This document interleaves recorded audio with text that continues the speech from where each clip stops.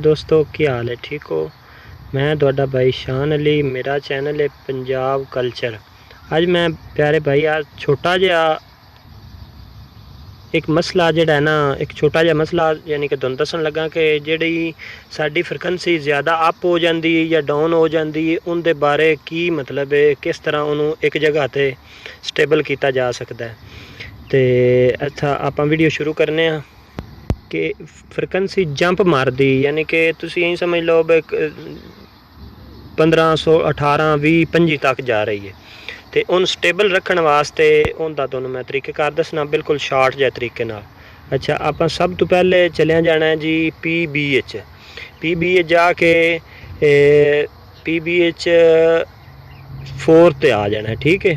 PB 4 ते आ गए, इत्थे 80 है। अगर तुहाडे कोल प्लेटां ने थोड़ियां मतलब 5 या 10 या 11 प्लेटां ने, फिर तुसीं इहनूं कर देना है जी 70 ते, ठीक है। 70 ते कर दिता। अगर तुहाडे कोल प्लेटां ने मतलब 14 तो 16 18, फिर तुसीं इहनूं उपर लै जाना है। 100 ते बन जावे, 110 ते बन जावे, मतलब इतन तक तुहाडे कोल जिहड़ा ना जी इहदी फैसिलिटी है। 100 दे राउंड बाउंड रखना है, ठीक है। अच्छा उस तो बाद अगे फिर आ जाने इस थे फिर इंटर वाला बटन मंड लेना है।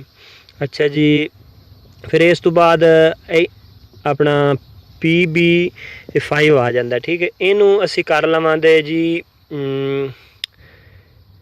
40 ते या 30 तरे इनू सैट करना है जी। अगर 10 तो प्लेटां तकरीबन 10 या 11 प्लेटां ने, अगर ज़्यादा प्लेटां ने फिर इनू आपां करांगे 50 ते 50 तो 60 के दरम्यान असी रख सकते हैं, ठीक है। अच्छा अगर सिंपल मैं एक दोनों छोटी जी रिक्वेस्ट करना कि अगर तुहाडे कोल 5 दी मोटर है तो तुसी फिर अगर 10 प्लेटां ने तुसी इहनूं फ्रीक्वेंसी रखना है 70 ते PB 4 वाली जिहड़ी है वो रखनी है 70 ते, PB 4 जिहड़ी ये 70 ते कर लैनी है, ठीक है।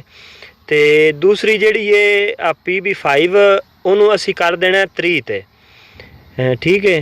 तो जे अगर 7.5 की मोटर है, ये मैं नाल तफसील इस वास्ते दस रहा क्योंकि उस हिसाब नाल जिस हिसाब की मोटर है उस हिसाब नाल इहनूं असीं आपां मतलब स्टैबल करना है कि एक जगह ते फ्रीक्वेंसी साडी मोटर टिल भी मारे आ गई समझ, तो मतलब उस तो इलावा जिहड़ा है ना जी इहदा एक पूरी कुवत दाखिल सोलर हल्लों इहनूं मिले, ठीक है। ये बड़ी मेन सैटिंग है, इनू यानी कि इनू अच्छी तरह समझना है, ठीक है। यह चीज़ है सिर्फ 2 सैटिंग है।